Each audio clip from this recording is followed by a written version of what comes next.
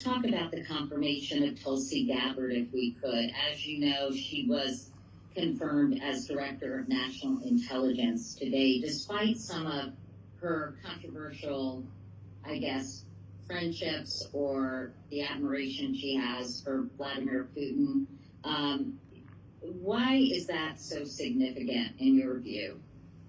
Well, once again, Vladimir Putin, who's the head of Russia, has worked very hard to destabilize democracies, especially to destabilize the United States of America, recognizing that if he could destabilize the United States of America, he could destabilize the support of the Americans for Europe, and he could make sure that he no longer had to grapple with NATO, for example, or with the kinds of world that I just described.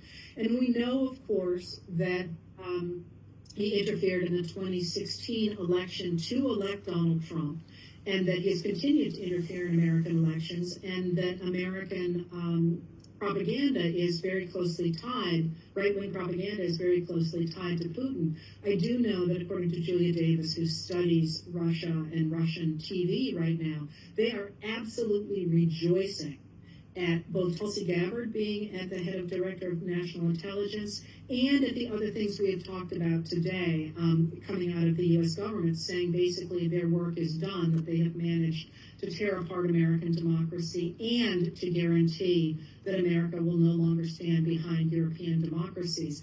There's something else for the American people, though, that's really important, and that's that when you think about American strength, our strength has always been our people. Our strength has always been in the military side of things, our global side of things, our soft power, which is the ability to influence people through things like providing food aid and culture, and through our intelligence. American intelligence is the gold standard.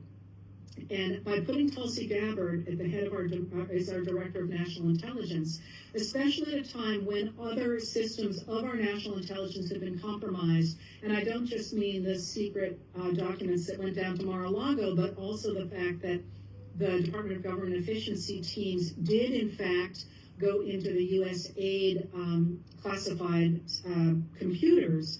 We don't know where that information has gone, and that makes us extraordinarily vulnerable in a way that we were not before Donald Trump got involved in national security. It also means going forward that other countries are going to be extraordinarily reluctant to share their intelligence with us, and things like the Five Eyes, which has been in place since World War II, has been extraordinarily important in protecting the United States of America, and we've just thrown that overboard. What are the Five Eyes? The Five Eyes are, I always laugh with a friend, we always have trouble getting all five of them, so if I get the wrong ones, I'm sorry to whichever country I leave out. They're the five English-speaking countries, or organizations, the UK, the US, Canada, Australia, and New Zealand. I did get them all five. And they share intelligence. So it came out of World War II because they were known as the Five Eyes because there were dispatches that only they could see, and they became known that way. And they are, we don't hear about it much in America, but a few years ago there was a huge bust across Europe of organized crime, and that was a joint organization, a joint effort between the Australians and the United States. And if you remember, one of the ways that it broke open that the Russians were working for Donald Trump in 2016 was that somebody had boasted to an Australian ambassador. And a lot of people thought, why are the Australian ambassadors worried about America? Because of Five Eyes. Now, Five Eyes is just not going to care anymore. Not that they're not going to care, but they're going to be much more reluctant to share stuff with us. What are some of the other ramifications of her confirmation in your view?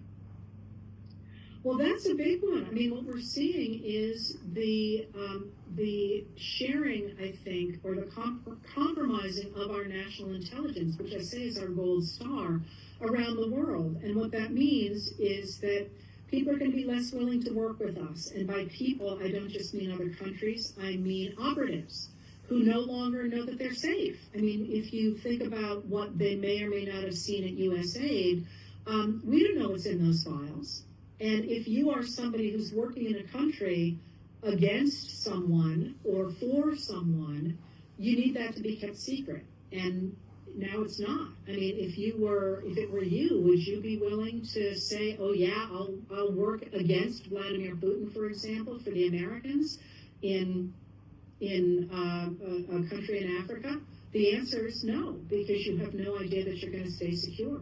This is not so much because of Tulsi Gabbard, but it's because of compromised intelligence, primarily by Elon Musk and his merry band of dozers, if you will. In that case,